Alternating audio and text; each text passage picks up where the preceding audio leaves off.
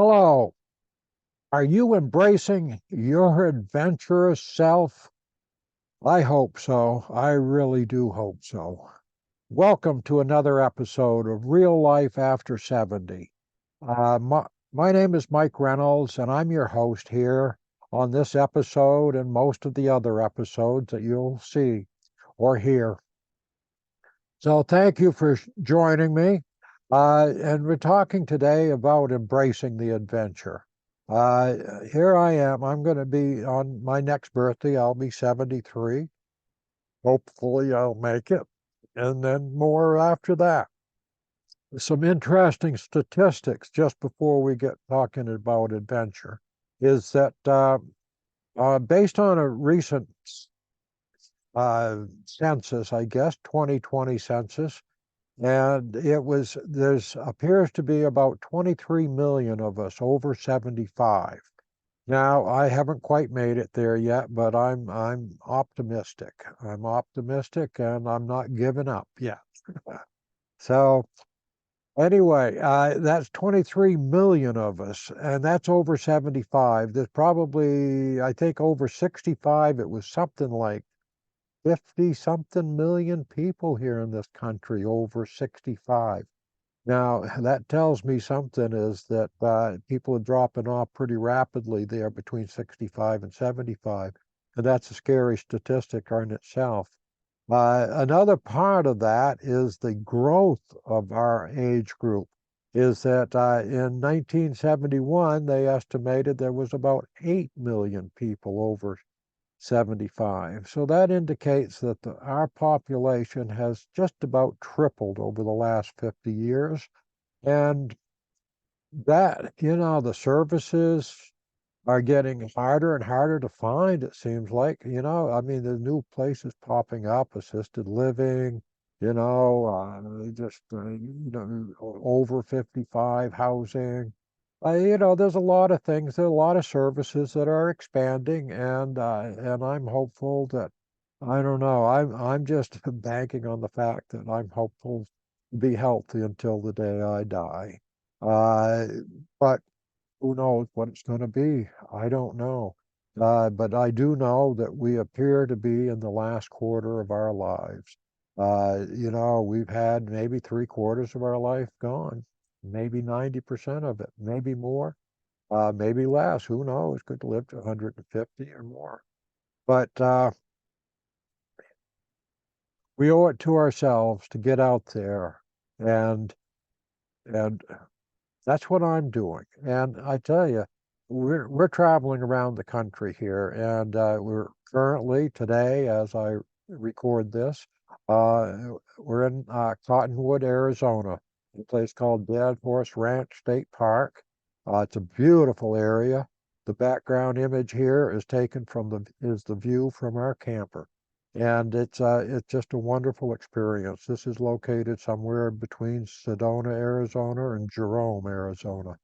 We moved down here a few days ago from Lake Mead, Nevada, uh, and it was a wonderful ride and totally interesting. We came across a mountain route hauling our travel trailer, and it was an interesting ride with switchbacks and U-turns and blah, blah, blah, and big grades and a little bit of snow in the process.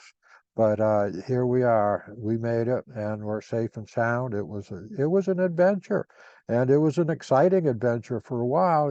Coming down that mountain when it was snowing and the road. The trees were covered in snow, and the visibility was getting bad. But we put the old truck in lower gears, and it came down the hill okay.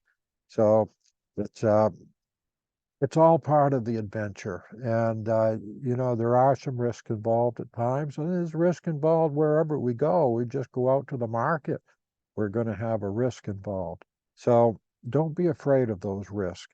Get out there. And if you're lacking a bit of health, get healthy. If you're lacking some financial resources, improve those financial resources. You can do it.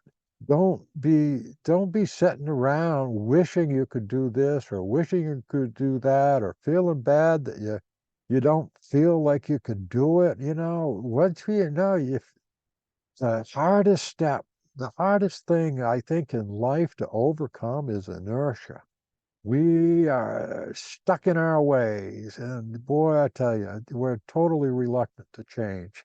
Now, Anna and I have been traveling with our two kitty cats for just over a year now.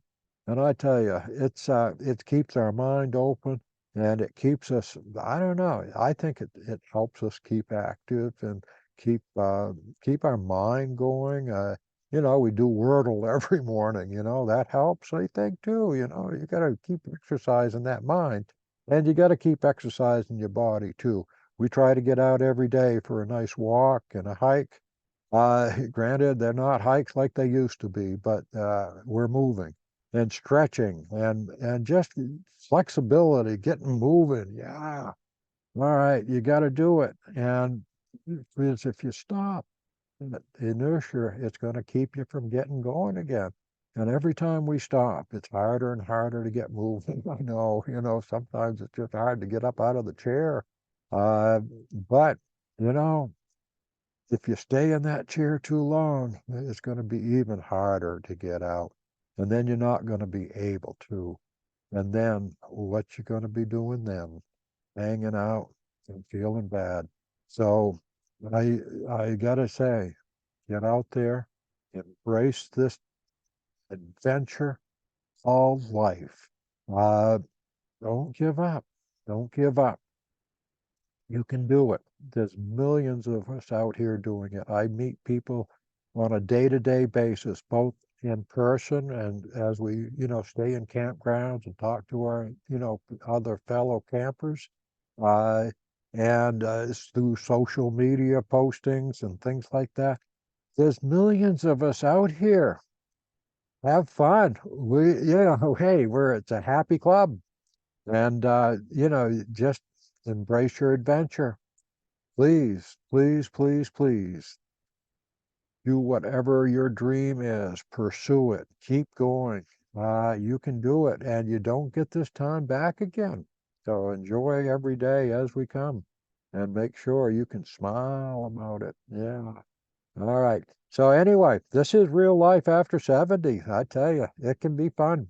And keep at it, and I will hopefully see you again in a very near future for a future episode of Real Life After 70. Check us out on all your podcast things, YouTube. We're out there. Just search Real Life After 70. I think you'll find us. I hope. So if not, send me an email. It's in the description. And hey, follow along. We're having fun. Bye for now.